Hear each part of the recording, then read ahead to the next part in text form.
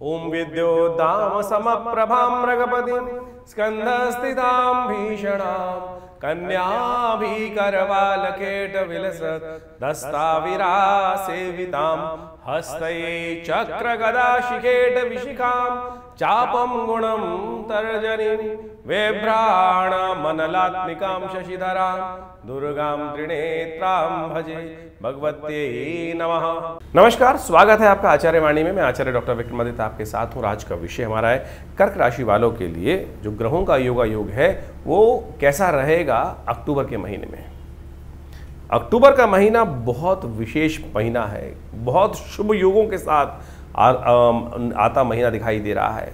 देखिए, अक्टूबर का आरंभ जो है वो नवरात्रों से हो रहा है, विजयदशमी का योग इसमें पड़ रहा है, उसके बाद आप समझे कोजागरी का योग इसमें पड़ रहा है, शरद पूर्णिमा का योग इसमें पड़ रहा है, करवा चौथ इसमें आ रही है, दिवाली इसमें आ रही है, धनतेरस इसमें आ रही है, छठ महापर्व इसमें आ रहा है। तो बहुत सारे योगों को लेकर ये समय उपस्थित हो रहा है। ग्रहों का प्रभाव भी बड़ा विचित्र। यदि कर्क राशि के दृष्टिकोण से देखा जाए तो आपकी राशि के दृष्टिकोण से चंद्रमा कई बार आपकी राशि में महत्वपूर्ण परिवर्तन के योग बनाएगा, और जो वो जिस प्रकार से योग बनेंगे वो आपके लिए बहुत अच्छे रहेंगे। लेकिन एक ग्रह जो है वो शुक्र जो है वो खराब करने वाला है खेल, क्योंकि शुक्र महाराज जो होने वाले हैं कमजोर स्थिति में। शनि का जो योग बनने वाला है वो जो बना पड़ा है इस समय में सूर्य के साथ समसप्तक योग, वो कहीं ना कहीं द्वंद्वात्मक स्थिति उत्पन्न करता दिखाई दे रहा है। शनि भाग्य में बैठे हुए हैं इस वक्त आपकी राशि में, सूर्य को भी खराब कर रहे हैं, मंगल को भी खराब कर रहे हैं। आवश्यकता रहेगी इस समय कुछ ग्रहों का उपचार करने की। सबसे बड़ा कारण जो बना, आप समझ रहे हैं, इतना बढ़िया जो सुंदर योगों के साथ में समय आ रहा है, लेकिन शुक्र ने वहाँ पर महालक्ष्मी के इस सुंदर पर्व पर, दिवाली के पर्व पर अस्त अवस्था में जो ग्रहों का योग खराब किया है, उसके कारण से कई चीज़ों को आपके हाथ में आते आती समस्याएं जो चीज़ें हैं वो निकलती दिखाई देंगी। लेकिन इन ग्रह योग के दृष्टिकोण से यदि पहले से चीज़ों का उपचार कर लिया जाए तो चीज़ें आपके हाथ में बिल्कुल किस्मत का साथ देती दिखाई देंगी। तो उसके लिए कौन से खास उपाय करने की ज़रूरत है वो हम आपको बताने जा रहे हैं। इस समय आप सिलसिलेवार तरीके से समझ लीजिए ग्रहों का खेल कैसा होगा, कौन खेल बिगाड़ रहा है और कौन से खेल को सुधारने के लिए आपको कौन सा रास्ता पकड़ना है। 1 अक्टूबर का दिन जो है, बुधवार का दिन, महानवमी का योग है। महानवमी जो आश्विन मास के कृष्ण शुक्ल पक्ष की नवमी को महानवमी कहा जाता है, नवरात्र का अंतिम दिवस बोला जाता है। बड़ा सुंदर योग लेकर ये दिन उपस्थित हुआ है। इस दिन यदि आप चाहें तो अपने शुक्र का जो खेल बिगड़ने वाला है उसको पहले से सुधार सकते हैं। कहा जाता है इस दिन सिद्धदात्री भगवती की स्तवन करने के लिए सुंदर तिथि होती है। भगवती का सुंदर प्रार्थना कर कर, पूजन कर कर, यज्ञ इत्यादि कर कर जो कार्य कर लेते हैं। और आपकी राशि के दृष्टिकोण से देखें, सुबह सुबह गजकेसरी योग का योग बृहस्पति से दृष्ट होकर चंद्रमा जिस प्रकार से योग बनाकर बैठा हुआ है वो कहीं ना कहीं आपके लिए अच्छा योग बना रहा है। थोड़ा स्वास्थ्य के मामले में ज़रूर थोड़ा समस्या, ढीले ग्रह खेल रहा है, थोड़ा सा कहीं ना कहीं आपके मन में थोड़ी टेंशन दे सकता है। लेकिन आप मान के चले वो ग्रहों का योग धन के मामले में तो पॉजिटिव, कहीं ना कहीं पॉजिटिव बनने के योग, कहीं कई चीज़ों में समृद्धि के मामले में कहीं ना कहीं पॉजिटिव योग बना सकता है। तो इसलिए थोड़ा बैलेंस होकर चलेंगे तो बहुत अच्छा रहेगा। इस दिन अवश्य थोड़ा सा पहले से उपाय कर लीजिए। कन्या पूजन अवश्य कीजिएगा। आमतौर पे हम करते ही हैं सनातन पद्धति में, लेकिन विशेष तौर पे 5 कन्याओं को अवश्य भोजन कराएं, उनका आशीर्वाद लेने का प्रयास करें। चीज़ें आपके फेवर में जाने की स्थिति बन सकती है। आने वाले समय में जो ग्रह खराब योग बनाने वाले हैं उससे बचने का रास्ता आपको पहले से बन सकता है। इस दिन अपने घर में सिद्ध यंत्र, विशेष तौर पर सिद्ध महालक्ष्मी का यंत्र पूजन के बाद स्थापित कर लें, दशहरे से पहले स्थापित कर लें। देखिएगा भगवती कृपा से आपके लिए कुछ ना कुछ नया लॉटरी खुलने का रास्ता बन सकता है। बहुत बड़ी नई किस्मत के 4 चांद लगने के योग बन सकते हैं। 2 तारीख के दिन बृहस्पतिवार का अवसर है, दशमी तिथि है, विजयदशमी है। दशम पापम हरति दशहरा, ये कहा जाता है दशों पापों को हरने का दिन दिखाई देता है। इस दिन आपके ग्रहों के दृष्टिकोण से देखिए नया मोटिवेशन आपको प्राप्त होता दिखाई दे रहा है, नया रास्ता, एनर्जी का लेवल भी अच्छा दिखाई देता है। छुट्टी के दिन भी आप पूरी एनर्जी के साथ कार्य करने की तरफ बढ़ते दिखाई देंगे। ऐसे ग्रह योग बनते दिखाई दे रहे हैं। थोड़ा सा बृहस्पति को ताकत देने का प्रयास कीजिए। बृहस्पतिवार का अवसर है। बृहस्पति इन दिनों थोड़े कमज़ोर स्थिति में चल रहे हैं आपके लिए। केसर का तिलक, हल्दी का तिलक लगाकर पीले कपड़े धारण करना आपके लिए कल्याणकारी योग बनाएगा। इसका आप उपयोग करने का प्रयास कीजिए, अच्छा रहेगा। इस दिन विजयदशमी है, साथ साथ अपराजिता का पूजन करने का भी दिन है। यानी जो व्यक्ति इस दिन अपराजिता का पूजन कर लेता है, विजय उसके श्री चरणों में आ जाती है। विजय प्राप्ति करने के योग बन जाते हैं, साथ साथ महालक्ष्मी की कृपा प्राप्ति के योग बन जाते हैं। शनि जो आपकी राशि में इन दिनों चल रहे हैं खराब, उनको भी ठीक करने का एक अद्भुत उपाय इसी दिन किया जाता है, वो भी हम आपको बताने जा रहे हैं। नोट कर लीजिए, कर लीजिए, कल्याण होगा। विजयदशमी के दिन अपराजिता का पूजन किया जाने का शास्त्र में नियम बताया गया है। अपराजिता एक बहुत सुंदर पेड़ होता है, बेल की तरह चलता है, शंख के समान नीले रंग के उसमें पुष्प भी आते हैं और भगवती महालक्ष्मी का साक्षात उसमें स्वरूप माना जाता है। भगवान विष्णु के पूजन के लिए ये पुष्प सबसे श्रेष्ठ माने जाते हैं और कहा जाता है कि इस दिन जो आश्विन मास की दशमी थी, शुक्ल पक्ष की दशमी तिथि को अपराजिता का पूजन करने से एक तो विजय प्राप्ति के योग बन जाती है। यदि कोर्ट केस कोई चल रहा है तो कहा जाता है कि इस दिन विजयदशमी का पूजन करने के उपरांत यदि अपराजिता के पुष्पों को पूजन करने के बाद सिद्ध कर कर, अपराजिता मंत्र से सिद्ध करा कर कर यदि रख लिया जाए और तो कहा जाए, और उसको कभी भी कोई कोर्ट केस इत्यादि हो उसको अपने पर्स इत्यादि में रख के ले जाया जाए तो वो विजय प्राप्ति के अद्भुत योग दे देते हैं। तो इस चीज़ को खास तौर पे उपयोग करना चाहिए। अपराजिता का पूजन इस दिन अवश्य करें। थोड़े से पंचोपचार पूजन, चावल, धूप इत्यादि, दीप इत्यादि ले जाकर आप जहाँ अपराजिता का पेड़ लगा हो आपके घर में वहाँ उसका पूजन कर लीजिए। और इस दिन यदि घर में नहीं लगा है पेड़ तो पहले बीज ला के रख लीजिए। इस दिन अवश्य उनको अपने घर में रोपित करने का प्रयास करें। उस भूमि को पूजन कर कर अच्छा जल इत्यादि, खाद इत्यादि डालकर उसको रोपित करने का प्रयास करें। जल्दी बेल निकलेगी और भगवती महालक्ष्मी कृपा करने का योग भी बनेगा। विजयदशमी के दिन शमी का पूजन करने का भी शास्त्र में नियम है। शमी का पेड़ विशेष तौर पर शनि के साथ संबंध रखते हैं और कहा जाता है शनि को मनाओ सदा सुख को पाओ। तो इस दिन विजयदशमी के दिन विशेष तौर पर शास्त्र में वर्णित है कि शमी के पेड़ को किसी देवस्थल में जाकर रोपित कर दें या उस पेड़ की किसी भी जगह में लगा हो तो उसका पूजन भी शास्त्र विधि के अनुसार से अवश्य करने का प्रयास करना चाहिए। शनि को कंट्रोल करने के लिए, शनि के नेगेटिव प्रभाव को दूर करने के लिए ये बड़ा सिद्ध उपाय शास्त्र में वर्णित है।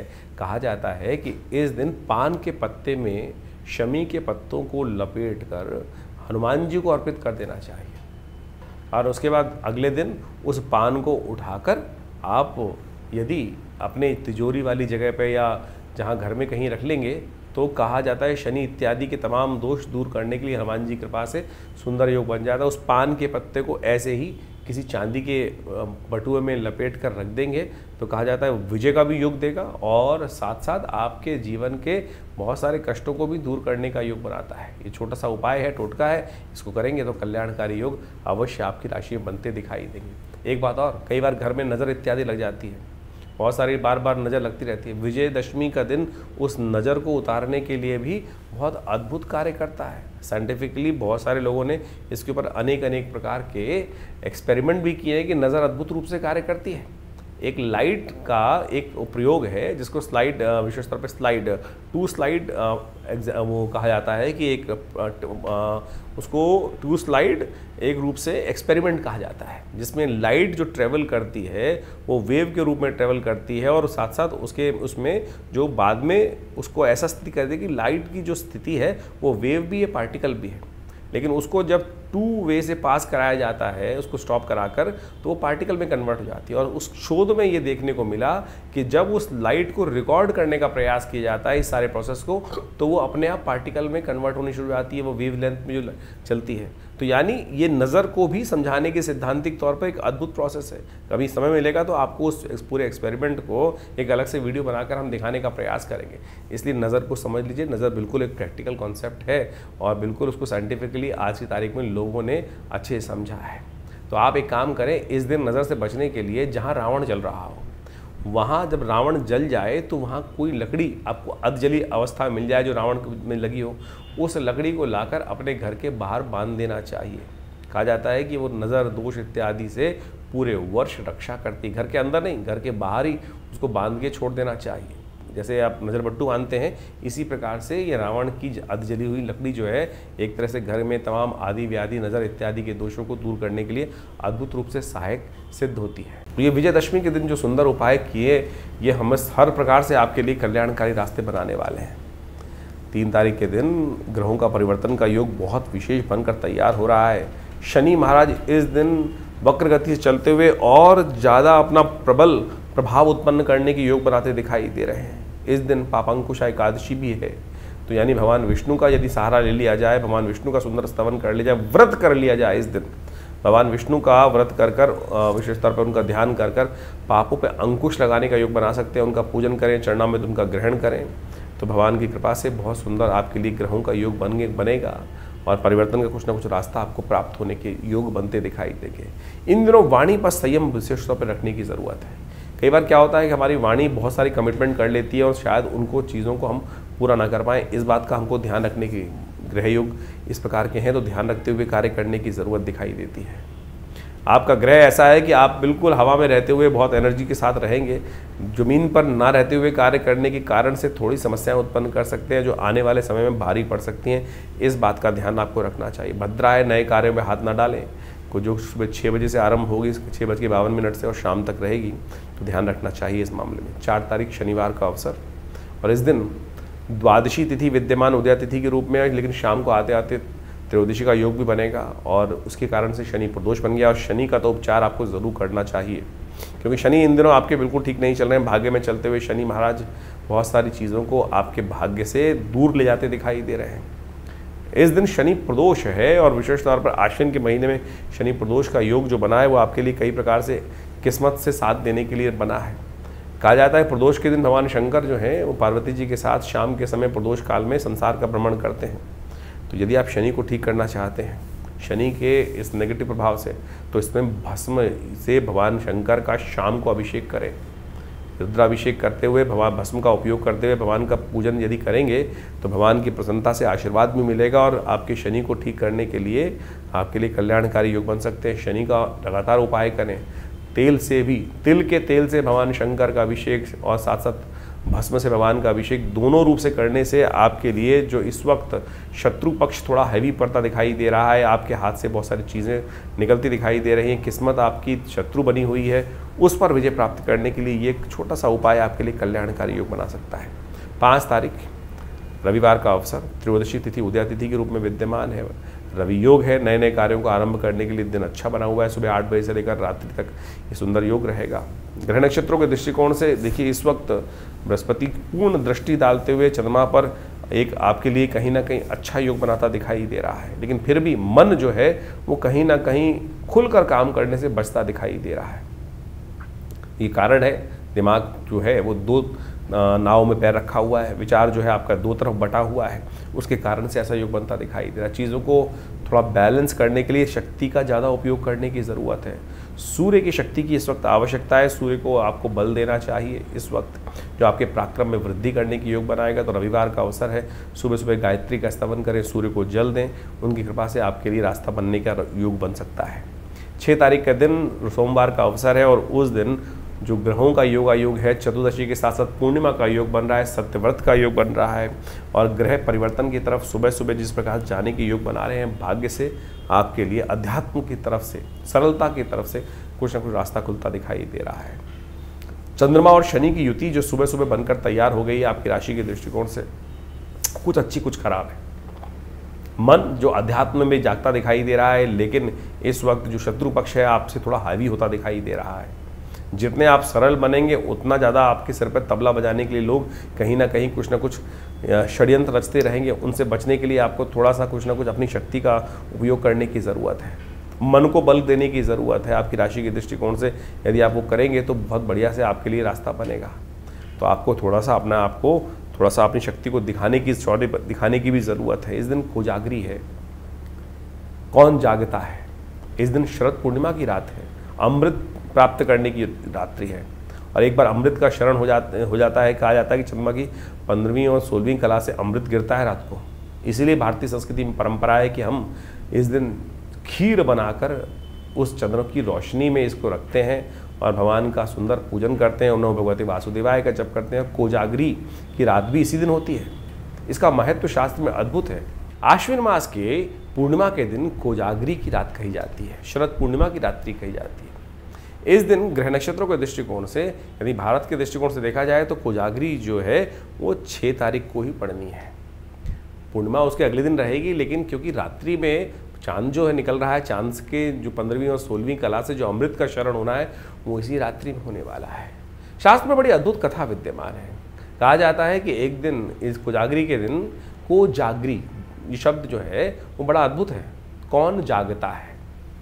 और कहा जाता है महालक्ष्मी और इंद्र जो हैं वो गज पे आरूढ़ होकर पूरे संसार में भ्रमण करते हैं, और जो जागते हैं और उनके जीवन में भगवती महालक्ष्मी कृपा सुंदर प्राप्त कराने के योग बना देती है। शास्त्र में बड़ी अद्भुत कथा विद्यमान है जो इस बात को बताती है कि हमको हर व्यक्ति का सम्मान करना चाहिए, और इंद्र का और महालक्ष्मी का जो संबंध है वो भी आपको समझ लेना चाहिए। कहा जाता है कि एक बार ऋषि दुर्वासा किसी जंगल से जा रहे थे और वो साधना से अपने उठे थे। कहीं रास्ते में इंद्र वहीं उधर से आ रहे थे, ऐरावत पे आरूढ़ थे। दुर्वासा ने सामने देखा कि इंद्र आ रहे हैं, तो उन्होंने इंद्र का सम्मान करते हुए जो वहीं वन के पुष्प थे उसकी बनी हुई माला इंद्र को अर्पित करी। इंद्र यानी देवताओं के राजा। जब उनको अर्पित करी तो इंद्र ने स्वीकार कर लिया उस माला को। कई बार हम भी स्वीकार कर लेते हैं, हमें भी समझना चाहिए।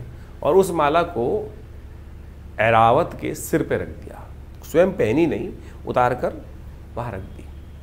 जब उतार के रख दी तो ऐरावत ने लगा उसको, वो भी जब इंद्र का वाहन था, जितना बड़ा राजा होता है उसका जो ड्राइवर होता है वो उससे भी बड़ा बन जाता है कई बार। तो कहा जाता है कि ऐरावत ने भी मदमस्त था, उसने उठाई वो माला अपनी सूंड से और वहीं जमीन पे पटक दी। दुर्वासा के समक्ष ही रहते रहते ही ये समस्त घटना घटी। उन्होंने इंद्र को शाप दिया कि इंद्र, जिस श्री के कारण से, ऐश्वर्य के कारण से तुम इतने मदमस्त हो गए हो कि तुमने हमारी जो पूजा की, हमने आपका सम्मान किया, उस सम्मान को आपने स्वीकार नहीं किया और उस सम्मान को आपने जमीन पर पटक दिया, तो ये ठीक नहीं है, तुम श्री विहीन हो जाओगे। शास्त्र में कथा चलती है आगे। कहा जाता है कि इंद्र ने बहुत मनाने का प्रयास किया, लेकिन अब जो कार्य हो चुका, जो ऋषि वाक्य के मुख से निकल चुका, वो तो वापस कभी होता नहीं। और इंद्र ने अपने जीवन को आगे चलाने का प्रयास किया। कहा जाता है कि जब श्री बहुत ज़्यादा संसार में हो जाती है, जिन घरों में हो जाती है, जिनमें, तो वहाँ धन की उतनी अहमियत नहीं रहती। बड़े बड़े घरों में आपने देखा होगा कि जहाँ बहुत पैसे का रिलम पेल है, वहाँ कई बार क्या होता है कि पैसे ऐसे ही पड़े रहते हैं, उनका सम्मान पूरी तरह नहीं होता। यही स्थिति थी स्वर्ग की भी, जो कहीं ना कहीं जो था, जब पैसा इतना ज़्यादा प्रचुर मात्रा में हो गया, श्री इतनी ज़्यादा हो गई, तो उनका भगवती का कहा जाता है कि वो रस समाप्त हो गया था जीवन में। एक दिन भगवती को भी लगा कि इतना पैसा होने के बावजूद लोगों में संस्कार विहीन होते चले जा रहे हैं, तो उन्होंने इस बात को मन में रखकर कि लोग श्री का सम्मान नहीं कर रहे हैं, तो वो भगवती कहा जाता है कि वो समुद्र में प्रवेश कर गई। जब समुद्र में प्रवेश कर गई भगवती, तो कहा जाता है कि सारा संसार श्री विहीन हो गया। सारा संसार, जो दुर्वासा का श्राप था, यहाँ कार्य हुआ कि श्री विहीन हो गया। एक बात ध्यान रखनी चाहिए, आप मंदिर में जाते हैं, पूजा करने कहीं जाते हैं, कोई आपको पंडित गण जो साधुजन है आपको माला अर्पित करते हैं, कई बार आप उतार के वहीं रख देते हैं। अगर पूजा की माला जमीन पर पड़ जाती है तो श्री विहीन होने का श्राप लग जाता है। इस बात का ध्यान रखना चाहिए कि आप किसी ने कोई माला पहनाई है, सिद्ध माला होती है। आमतौर पे आजकल जो माला बहुत सारे जगह यूज़ की जा रही है, मंदिरों से उतरी हुई माला यूज़ की जा रही है। भगवान के श्री विग्रह से उतरी हुई माला यदि ज़मीन पर पड़ जाती है, ज़मीन पर पटक दी जाती है, उसका सम्मान नहीं होता है, तो कहा जाता है जिसके द्वारा ऐसा कृत्य किया जाए वो श्री विहीन हो जाता है। तो ध्यान रखना चाहिए आपको इस बात का विशेष स्तर पर कि जो पूजा के फूल हैं, पूजा की मालाएँ हैं, उनका अपमान नहीं होना चाहिए। और इसी श्राप के कारण से इंद्र श्री विहीन हो गए थे। जब इस कथा में आगे चले तो समझे कि कहा जाता है कि पूरा जो स्वर्ग था, समाज था, सब श्री विहीन हो गया। सब ने मंत्रणा करी अब क्या किया जाए। भगवती तो श्री सागर के अंदर प्रवेश कर चुकी थी, संसार श्री विहीन हो गया था, आनंद ही समाप्त हो गया था संसार से, लक्ष्मी का ऐश्वर्य ही समाप्त हो गया था। तब सबने विचार किया सागर मंथन किया जाए। इस श्री को प्राप्ति करने के लिए ही सागर मंथन हुआ। और जब सागर मंथन हुआ तो उसमें विभिन्न प्रकार के रत्न निकले, महालक्ष्मी भी निकली और महालक्ष्मी भगवान को पुनः प्राप्त हुई। तो आपको समझे कि ये जो सागर मंथन की आवश्यकता इसलिए पड़ी, एक छोटा सा कृत्य।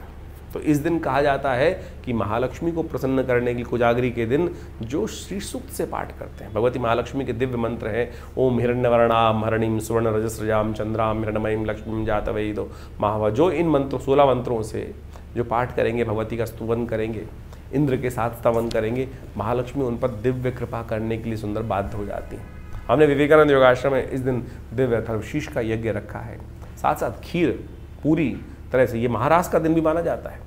खीर जो है वो विशेष तौर पर बनाकर खूब अच्छे से श्रद्धा के साथ गाय के दूध से खीर बनाकर उस चंद्रमा की दिव्य अमृतमय कांति जहाँ पड़ रही होती है, जो 15वीं और 16वीं कला से उस दिन, केवल उसी दिन चंद्रमा की उस 15वीं 16वीं कला से अमृत का शरण होता है, रात्रि पर्यंत उस खीर को उस दिन रख देना चाहिए उसके अंदर चांद की रोशनी में। और उस दिन भगवान विष्णु का मंत्र जो है ओम नमो भगवते वासुदेवाय, उसको यथाउचित भाव से जप करना चाहिए। महालक्ष्मी के मंत्रों का यज्ञ किया। हमने ये विवेकानंद योगाश्रम में बहुत बड़े विशाल रूप में इस कार्यक्रम को रखा है। पिछली बार ग्रहण पड़ गया था इस कोजागरी की रात में, तो कहा जाता है कि उसका श्रेय उतना नहीं रहा था। तो इस दिन सुंदर रूप से विद्यमान है तिथि, तो आप अवश्य इस तिथि पर बड़ी श्रद्धा के साथ भगवान भगवती का स्तवन करें, भगवान का पूजन करें और इस यज्ञ में भाग लें। और भगवती कृपा आज दिन से सिद्ध करे हुए, कहा जाता है कि इस दिन कोजागरी से जो सिद्ध करे हुए श्रीयंत्र होते हैं, यदि उनको घर में स्थापित कर लिया जाए तो महालक्ष्मी की सुंदर कृपा प्राप्ति के योग बन जाते हैं। तो इसलिए इस सुंदर मुहूर्त का लाभ लीजिए, श्रद्धा के साथ अपने घर में श्रीयंत्र की स्थापना कर कर इसी दिन से भगवती का पूजन नित्यप्रति आरंभ करें। भगवती कृपा से आपके घर में महालक्ष्मी की कृपा अवश्य बनेगी। इन सब चीज़ों को सैद्धांतिक तौर पर समझकर कार्य करने का प्रयास करना चाहिए। तो कोजागरी का महत्व शास्त्र में जो अद्भुत है वो हमने आपके समक्ष रखा। शरद पूर्णिमा की रात्रि में ये जो 2 उपाय हमने आपको बताए हैं, ये हमारे आश्रम पर भी चलेंगे। आप इसमें किसी न किसी प्रकार से जुड़िए, भगवती कृपा से कल्याण के योग बनेंगे आपके लिए। 7 तारीख का दिन बहुत महत्वपूर्ण दिन लेकर आया, मंगलवार है, उस दिन पूर्णिमा है और साथ साथ उदय तिथि के रूप में साथ में कार्तिक का महीना भी आरंभ हो रहा है। इस बार कार्तिक का महीना क्षय तिथि के साथ आरंभ हो रहा है। ये विचार करने की बात है। सूर्य और शनि का समसप्तक योग, शनि का और मंगल का षडाष्टक योग, साथ में कार्तिक के महीने में जो उदय तिथि पहली तिथि जो है वो विशेष तौर पर क्षय हो रही है। तो ऐसे में इस क्षय तिथि के साथ में जो आरंभ होता है और साथ में उत्सव के दिन, तो ये कहीं ना कहीं थोड़ा सा भारी योग दिखाई देता है। थोड़ा ध्यान रखने की ज़रूरत है। चीज़ों में हल्की सी गलती कहीं ना कहीं भारी पड़ सकती है और आपकी राशि के दृष्टिकोण से इस बात का हमको ध्यान रखना चाहिए। कहा जाता है कार्तिक के महात्म में कहा गया है कि समस्त पापों को क्षय करने के लिए, कष्टों को निवृत्त करने के लिए इस पूरे कार्तिक महीने में यदि एक संकल्प ले लिया जाए कि सुबह जल्दी सूर्योदय से पहले स्नान करें और सूर्योदय के समय भगवान का दर्शन करें, ओम नमो भगवते वासुदेवाय इस मंत्र का जप करें और शाम को एक दीपदान, यदि ये संकल्प पूरे कार्तिक के महीने किया जाए तो कहा जाता है समस्त जो कष्ट हैं जीवन के दूर होने के योग बन जाते हैं। तो आप ऐसा कुछ कार्य करने का प्रयास कीजिए। कृपा से शास्त्र में जो वर्णित है कार्तिक महात्म्य में हमने आपके समक्ष रखा। ग्रहों का उपचार भी है, तो आप अवश्य करेंगे तो कल्याण के योग बनेंगे। 8 तारीख बुधवार का अवसर, कार्तिक की द्वितीया तिथि है। इस समय कृष्ण पक्ष की ग्रह परिवर्तन की तरफ जा रहे हैं और ये परिवर्तन आपकी राशि के दृष्टिकोण से मेहनत के अनुरूप फल देने की योग बना रहे हैं। जितनी मेहनत उतना फल गारंटेड बनता दिखाई दे रहा है। तो मेहनत कम तो फल कम, मेहनत ज़्यादा तो लाभ भी ज़्यादा। ऐसे ग्रह योग आपकी राशि के बने हुए हैं। विघ्नहर्ता गणेश जी का ध्यान करके कार्य आरंभ करना आपके लिए अच्छा रहेगा। 9 तारीख बृहस्पतिवार का अवसर, इस दिन ग्रहों का एक विशेष परिवर्तन जो होना है, जिसके लिए हमने कार्यक्रम के आरंभ में आपको बताया था। शुक्र जा रहे हैं सबसे कमज़ोर अवस्था में और आपकी राशि के दृष्टिकोण से ये थोड़ा सा भारी योग बनता दिखाई दे रहा है। ये ग्रह योग ऐसा बनता दिखाई दे रहा है कि जो घर वाले हैं वो आपसे त्रस्त रहेंगे, बाहर वाले आपसे जो है वो आपसे आपके योग से आनंद ले सकते हैं। यानी आपके जिनसे आप का जो लोग आपसे प्रेम करते हैं वो आपसे कहीं ना कहीं परेशानी में फंसते दिखाई दे रहे हैं और जो कहीं ना कहीं आपका उपयोग करते दिखाई दे रहे हैं वो आपके लिए उनको आपसे लाभ होता दिखाई दे रहा है। ऐसा योग ग्रह नक्षत्रों के दृष्टिकोण से बनकर तैयार हो रहा है। तो आपको थोड़ा ध्यान रखना पड़ेगा। अब दिवाली का दिन है, लाभ आपको होना चाहिए, लेकिन लाभ कोई और ले जाए आपकी ही मेहनत से तो कहीं ना कहीं क्या फिर मन में कहीं ना कहीं चोट लगती है। ऐसे ग्रह योग आपकी राशि में बनकर तैयार हो रहे हैं। तो शुक्र का ये योग आपकी राशि के दृष्टिकोण से कहीं ना कहीं थोड़ा सा कष्टमय दिखाई देता है। तो इसका उपचार हमने आपको बताया था कि नित्य प्रति कन्या पूजन करें, हो सके तो गऊ के निमित्त थोड़ा सा पालक या हरा चारा अवश्य डालने का प्रयास करें। एक उपाय और हम आपको बता देते हैं, अवश्य करने का प्रयास कीजिए। नित्य प्रति इत्र का इस्तेमाल, ये आप यदि करेंगे तो आपके लिए बहुत अच्छा रहेगा, कल्याणकारी योग बनाएगा। शुक्र ये काफ़ी दिन तक अभी चलने वाले हैं, तो ऐसे में कुछ उपाय लगातार करते रहिए तो आपके लिए अच्छा रहेगा। 10 तारीख का दिन शुक्रवार का दिन है और साथ साथ चतुर्थी तिथि है। करवा चौथ का सुंदर योग बन रहा है। चंद्रमा इस दिन उच्च के होकर आपकी राशि के दृष्टिकोण से कई मामलों में आपके लिए अच्छे योग बनाते दिखाई दे रहे हैं। चीज़ों का लाभ, समय का लाभ आपको उठाने का प्रयास कर सकते हैं, लेकिन फिर भी थोड़ी शांति बनाए रखना सबसे पहली ज़रूरत है इस समय में। करवा चौथ है, इसका पूरा प्रभाव हम अलग से एक वीडियो बनाकर उपस्थित कराएंगे आपके लिए, कौन कौन से खास उपाय इस दिन करने चाहिए। चंद्रमा बहुत देर तक नहीं इस बार छुपे रहेंगे, बहुत जल्दी बाहर आने वाले हैं और बहुत इंतजार नहीं करना पड़ेगा। 8:15 बजे के आसपास भारत में इनके दर्शन, पूरे भारत में कहीं ना कहीं थोड़ा 15-20 मिनट आगे पीछे दिल्ली के पंचांग के अनुसार से 8:15 बजे करीब उदय होंगे और बाकी क्षेत्रों में थोड़ा थोड़ा फर्क रहेगा। तो इस प्रकार से ग्रहों का योग आपने समझा। ग्रहों का परिवर्तन का विशेष काल चल रहा है, शनि मंगल का विशेष तौर पर षडाष्टक योग चल रहा है और साथ साथ सूर्य और शनि का समसप्तक योग चल रहा है। और इस समय में एक बात और विशेष तौर पर ध्यान देने की आवश्यकता है कि कार्तिक के महीने का जो आरंभ है वो तिथि क्षय से हो रहा है और क्षय तिथि से कोई मास का आरंभ होना किसी प्रकार भी शुभ नहीं माना जाता। ऐसे में इन समस्त ग्रहों का योग देखा जाए तो ये समसप्तक योग प्लस साथ साथ तिथि का क्षय होना और जो प्रतिपदा ही क्षय हो जाए, तो ऐसे में कहीं ना कहीं विश्व के लिए कुछ भयावह स्थिति उत्पन्न होने के योग दिखाई देते हैं। इस वक्त कहीं ना कहीं कुछ ना कुछ आप समझें, जो देशों के बीच में जिस प्रकार से एक ऐसा माहौल बना हुआ है कि सबके सब कहीं ना कहीं राग द्वेष में फंसे हुए हैं, कहीं ना कहीं एक दूसरे के साथ दोषारोपण और कहीं ना कहीं उठापटक की भयावह स्थिति चली रही है। तो ऐसे में कुछ ना कुछ और भयावह स्थिति परिवर्तन होने का योग भी बनता दिखाई दे रहा है ग्रहों के दृष्टिकोण से। ऐसे में समसप्तक योग शनि का और जब पिता पुत्र का आपस में बन जाता है सूर्य का, तो वो भी किसी प्रकार भी ठीक नहीं बोला जाता है। तो आप लोग कोशिश ये करें अपने मनोमस्तिष्क को शांत रखते हुए ग्रहों का उपचार जो समय समय पर हम आपको बताते रहते हैं वो अवश्य करने का आपको प्रयास करना चाहिए। उससे आपके ग्रहों को कहीं ना कहीं जो नेगेटिव प्रभाव है उससे बचने में कहीं ना कहीं सहायता प्रदान हो जाती है। ग्रहों के सबसे श्रेष्ठ उपाय जो हमने बताते हैं, मंत्र जप सबसे श्रेष्ठ उपाय है।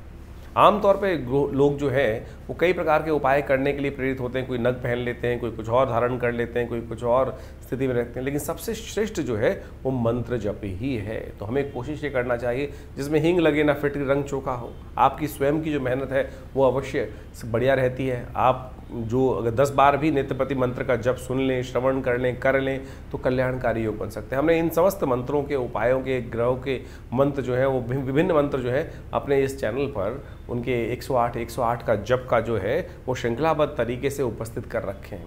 आप यदि थोड़ी देर उसको लगा लेंगे, उस मंत्र का जिस ग्रह का जैसा सा नेगेटिव प्रभाव है तो उसको ठीक करने में वो मंत्र का जो जाप है वो अद्भुत रूप से आपको लाभ देगा। तो उसको आप सुने, श्रवण करें और उससे आपके कष्टों का निवारण करने का योग भी स्वयं बनेगा। शास्त्र में अनेक ऋषियों के मत के अनुसार से अनेक उपाय शास्त्र में विद्यमान है। उन सबके द्वारा यदि हम जो उपस्थित करते हैं यहाँ पर बहुत सारी चीज़ों को आप अच्छे से समझ लेंगे तो अच्छा ही रहेगा। कष्ट निवृत्ति का योग कहीं ना कहीं बन जाएगा। और इन दिनों जितने उत्सव आ रहे हैं, चाहे वो दिवाली है, चाहे वो विशेष तौर पर कोजागरी है और साथ साथ विजयदशमी इत्यादि, ये जितने उत्सव हैं ये वास्तविक तौर पर सत्य माने ये ऐसे मुहूर्त काल है कि जिसमें छोटे छोटे कुछ उपाय कर लिए जाए। जैसे हमने आपको बताया कि विजयदशमी के दिन जो खास उपाय है कि उस दिन अपराजिता का पूजन किया जाना चाहिए। कहा जाता है जो अपने घर में अपराजिता को उस दिन रोपित कर लेते हैं, उनका पूजन कर लेते हैं, नीले रंग की पुष्प की एक बेल है, साक्षात महालक्ष्मी का प्रतीक माना जाती है। कहा जाता है कि उस दिन विजयदशमी के दिन शुभ मुहूर्त में उनका पूजन करके घर में जो उसका रोपण कर लेते हैं, पूजन कर लेते हैं, वो समस्त प्रकार के अभावों को दूर कर देती है। महालक्ष्मी की सुंदर कृपा बनाने का रास्ता बन जाता है। आप लोग मनी प्लांट के चक्कर में बहुत सारे पता नहीं कहाँ से कुछ वर्ष पूर्व भारत में हमने देखा कि सर लोग कहाँ से मनी प्लांट लेकर आ रहे थे। अरे वो कहीं मनी प्लांट नहीं है, अपराजिता है वास्तविक तौर पे महालक्ष्मी का, जिसको सबसे भगवान विष्णु को प्रिय फूल बोले जाते हैं, नीले रंग के शंख के समान जिनके पुष्प निकलते हैं और सुंदर रूप से उनका रोपण वो कहा जा सकता है कि वो विजय भी देने वाली है और साथ साथ आपको साथ साथ कष्टों को निवृत्ति करने का योग भी बनाने वाला है और साथ साथ आपको महालक्ष्मी की कृपा भी उस पेड़ से बनती है। मैंने बहुत सारे लेके हम लोगों ने बहुत सारे ऐसे लोग देखे कि जिन्होंने हमारे आश्रम से बहुत सारे बीज ले जाकर उन पेड़ों को रोपित करने का प्रयास किया और सत्य माने उनके जीवन से कष्ट दूर होने के योग बने। तो ये विजयदशमी एक सुंदर वेला है और कहा जाता है कि जब शनि की जब बहुत ज़्यादा कष्ट हो रहे हो, शमी की जयंती भी उस दिन बोली जाती है। तो कहा जाता है कि शमी के पेड़ को कहीं ना कहीं देवालय में या किसी और जगह में उस दिन रोपित करने का प्रयास करना चाहिए, उसका पूजन करने का प्रयास करना चाहिए। और ऐसा कर लेने से कहा जाता है कि बहुत सारे शनि के दोष भी दूर हो जाते हैं। वनस्पति औषधि का दान, बाकी चीज़ों का दान, यज्ञ इत्यादि, यही सबसे श्रेष्ठ उपाय है। मंत्र जप, दान और और औषधियों का प्रयोग, यही ज्योतिष के दृष्टिकोण से सबसे श्रेष्ठ उपाय कहे जाते हैं। तो इनको अवश्य हमें करने का प्रयास करना चाहिए।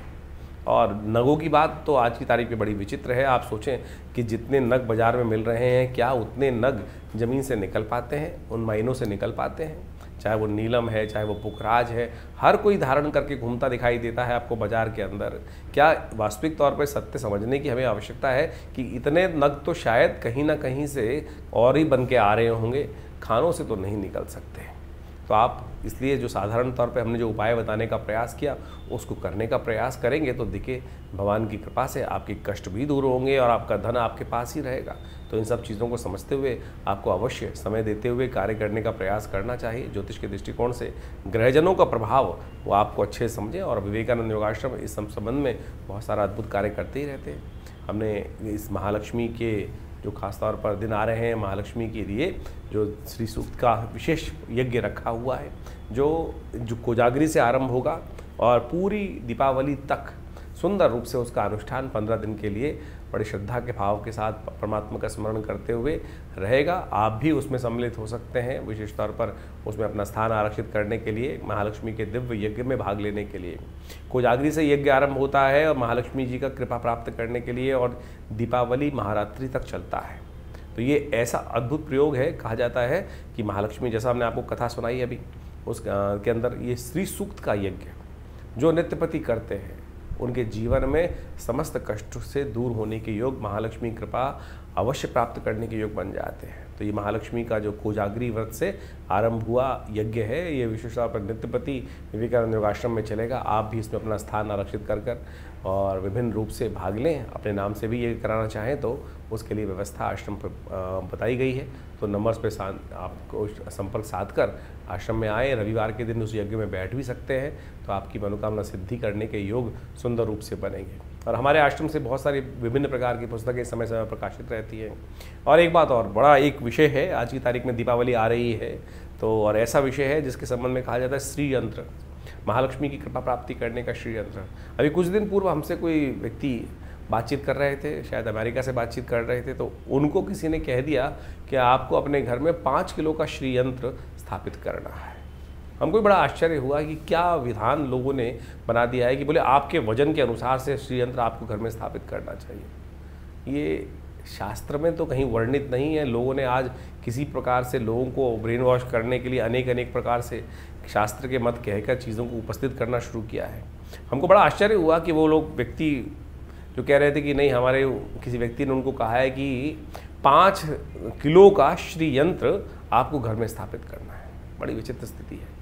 तो कम से कम इस बात को समझें, मंत्र, मूर्ति, मंत्र विज्ञान, यंत्र विज्ञान, ये यज्ञ इत्यादि, ये मंत्र से अभिमंत्रित सिद्ध करके ही कार्य करते हैं। आप 10 किलो को लगाओ, 100 किलो को लगाओ, चांदी का लगाओ, स्फटिक का लगाओ, भोजपत्र का लगाओ, ये तो अनेक धातु हैं, वर्णित शास्त्र में है, तो इसके अनुसार से कर सकते हैं। लेकिन जो 5 किलो वाली नई कहानी हमको सुनने को मिली, हमको भी बड़ा आश्चर्य लगा। तो इसलिए कोशिश ये करें इस प्रकार की भ्रांतियों में ना फंसे। सीधी तरह से श्रद्धा का समर्पण करते हुए, मंत्र जप करते हुए आप भगवती को प्रसन्न करें, वो ज़्यादा विधान सही है, अच्छा है।